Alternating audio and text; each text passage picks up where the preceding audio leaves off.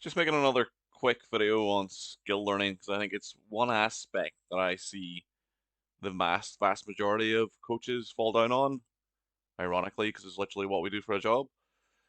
Um, Based around the skill learning process and feedback and how that could be useful or detrimental. It's just I want to cover four key concepts from just a very top top level, just so people are a little bit more aware of it. The process which this most of this content falls under is called deliberate practice. If you want to go straight to the source, you want to seek out Anders Ericsson, and a very good first book to read is called Peak. You can get most of what I would talk about in these kind of talks from that book in a much better thing. Also, I don't have any face because the webcam in the office doesn't work. So here I am. Anyway, let's begin. Aim for like 5 minutes. Let's go. Skill learning, difficulty, and feedback. A quick primer. So here are three schematics that you should be aware of. Certainly two that you should definitely be aware of. The first one is the 4 stages of skill learning. So you have quadrant one, unconscious incompetence, when you're shit and you don't know why you're shit. Number two, you have conscious incompetence, when you're shit but you know why you're shit. Three, you have conscious competence, when you can be good if you concentrate, but if you don't concentrate, you're shit. And then quadrant four, where you have unconscious competence, when you're good and you don't have to think about it. When it comes to weight training, which is obviously what I primarily deal with, if you only coach someone how to lift a light weight, they will reach quadrant four with the light weight, but as soon as you put the weight up, they're going to drop to 1, 2, or 3 quadrants. So that brings us to the next one, which is the difficulty and competence or skill and challenge quadrant. So if you have someone who's low skill with low challenge, they're apathetic and they're likely to give up. If you have someone who is highly skilled but the challenge is low, they're going to get bored and they're probably going to give up. If you have someone who is low skilled with high challenge, they're going to become anxious, frustrated, and they're probably going to give up. If you match the skill level to the challenge, as in it's difficult enough, where we put them into quadrant three of conscious competence, or they can maybe be unconsciously competent, but it's a difficult challenge for them, they reach what's called the flow state. And the flow state's a separate topic, but it's where someone meets the challenge and their skill level meet in the middle, and they can just be and execute. So it's when we hit like a good, for example, for powerlifting, if we hit a weight for an RP 7 or 8 that was previously difficult, and we're happy about hitting that weight at that lower RPE, that's probably as close to where flow comes from.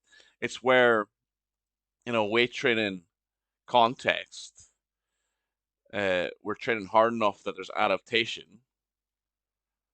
but we're competent enough that we can execute, and that's flow. That's basically where we're going to do our best training.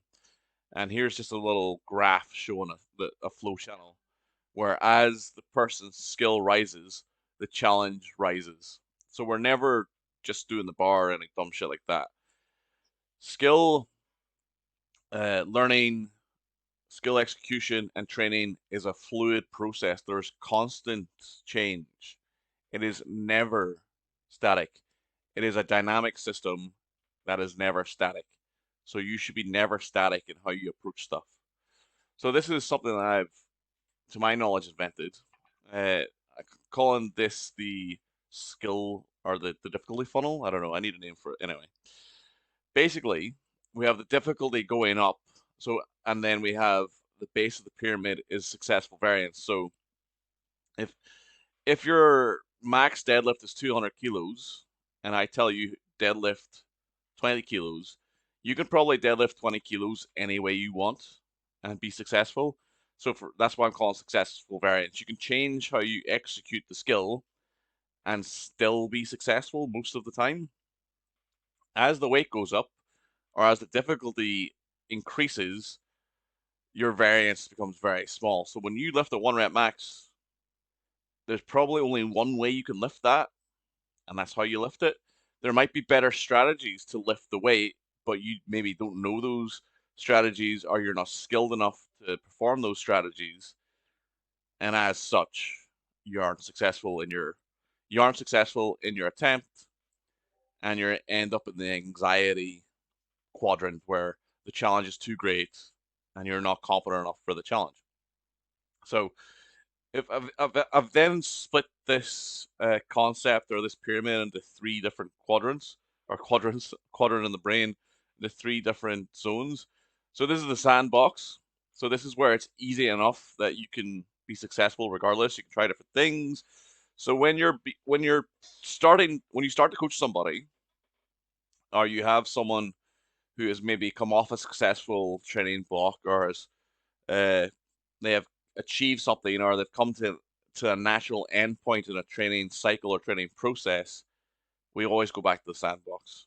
The sandbox is somewhere where we want to return to each time, either as something to refresh the training, or because we're constantly wanting to improve, we should always be coming back to the sandbox to try new things, to play around, to try out different techniques, to try and find things that we're missing.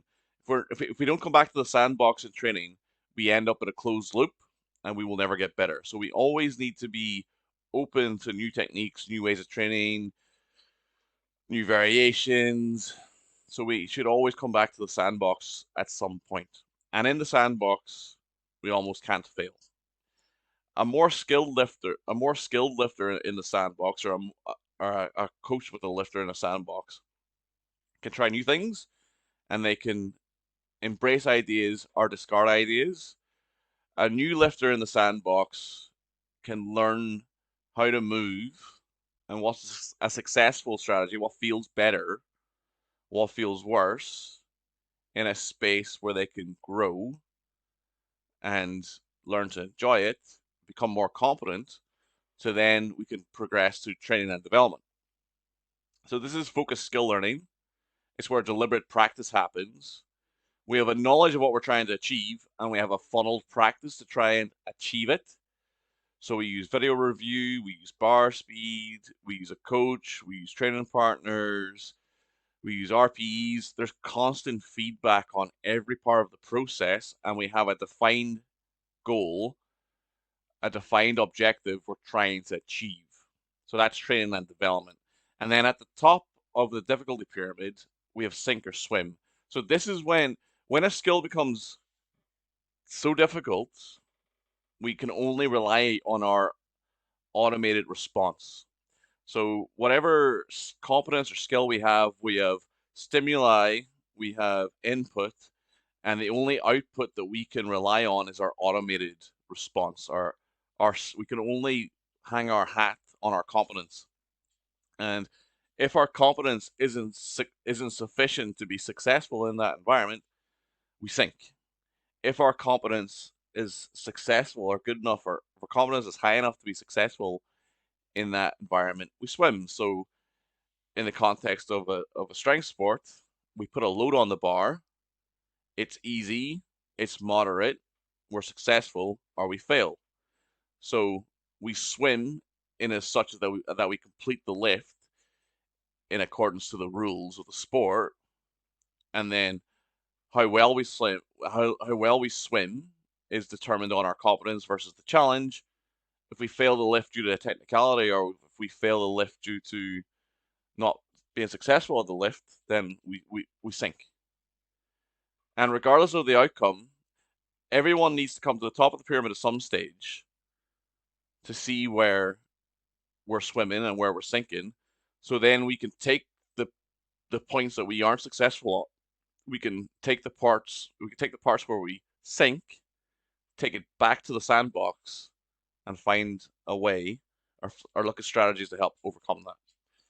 Okay, so that's going to conclude this talk. Hopefully this is useful for people. I think whether if you're a coach or a lifter, some knowledge, some surface level knowledge of this process really will help your training and help how you engage with your training. Um, like I said, if you want to learn more about this, Anders Ericsson is your first port of call, and the book Peak is probably the best introduction book that I've read on this topic. All right, thanks very much for watching, and I will see you at some point in the future, no doubt. Goodbye.